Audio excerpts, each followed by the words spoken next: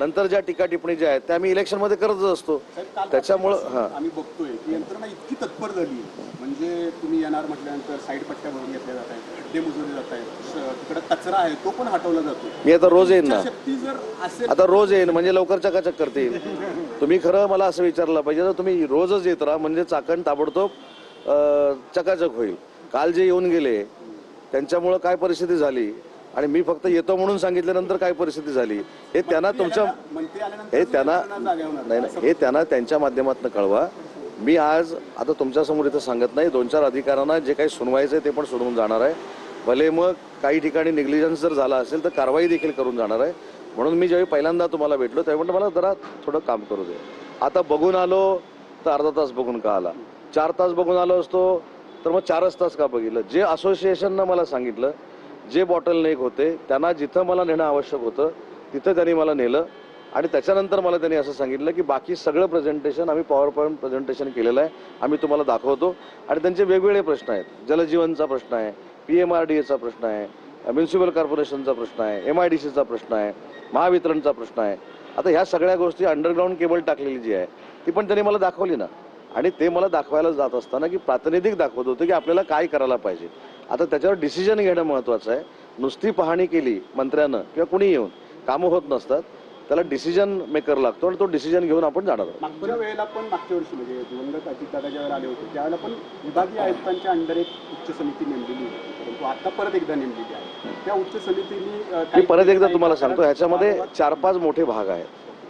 मी ज्यावेळी उद्योजकांबरोबर बैठक घेतली होती आणि मी त्यांना 27 किलोमीटरची कमिटमेंट केली होती काँक्रिटीकरणाची, त्या 27च्या 27 किलोमीटरला मी पैसे मंजूर करून दिलेले आहेत. त्यातले काही किलोमीटर रस्ते झाले देखील आहेत. आणि अजून आता मी एक निर्णय घेतला बोलता बोलता की आता उरलेले जे पैसे आहेत, आता मला किती निधी आहे त्या मीटिंगमध्ये कळेल, जी काय लेन 17-18 किलोमीटरची शिल्लक राहिली MIDC मधली ती जिथं असोसिएशनला पाहिजे किंवा जिथं लोकांना पाहिजे तिथं खर्च करण्याचा आम्ही निर्णय घेतोय. म्हणजे आवश्यक ठिकाणी ते जर आता सगळेच आवश्यक आहेत पण आता इमर्जन्सीनं कुठं जर करायचे असेल तिथं आपण तो मंजूर करण्याचा निर्णय घेतोय.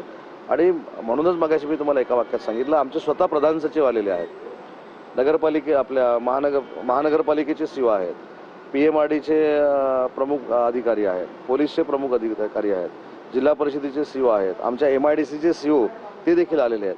त्याच्यामुळं आम्ही 100% चाकणकर वासियांना आणि उद्योजकांना न्याय दिल्याशिवाय इथनं हलणार नाही ही भूमिका घेऊनच आम्ही आलेलो आहोत. तुमचं विजन दिसतंय प्रश्न सोडवण्याचं, पण यंत्रणा कमी पडतीये का कुठेतरी, म्हणजे त्याचं उत्तर पण मगाशी मी दिलं. असं जर निग्लिजन्स कोण करत असेल तर त्यांच्यावर कारवाई करू, म्हणजे इथं कारवाई केल्यानंतर अख्ख्या महाराष्ट्रातले अधिकारी सुधारतील. तो ऐतिहासिक निर्णय काय आहे? तर मी तुम्हाला काय सांगितलं की अपेक्षित असलेला 100% निकाल देणं म्हणजे ऐतिहासिक निर्णय. आता म्हणून मी बघून आल्यानंतर तुम्ही मला सगळे प्रश्न विचारले, मी त्यांची चर्चा पण नाही केली. महापालिकेची मागणी करतायत सगळे. ते महानगरपालिका नंतरचा विषय आहे. आता आपण चाकण MIDC, चाकण PMRDA, चाकण नगरपंचायत नगरपालिका जी काय असेल ती, सार्वजनिक बांधकाम विभाग, महावितरण आणि CO यांच्यावर चर्चा करू.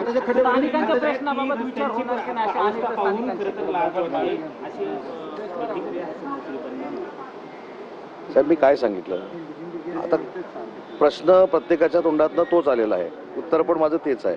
आता मला तुम्ही 2 तास जर बैठक करायला दिली तर भविष्यामध्ये चाकण MIDC कशा पद्धतीनं अपग्रेड होईल यासाठीची बैठक आहे आणि ती अतिशय चांगल्या पद्धतीनं करू ना. मला ती बैठक तर करायला द्या.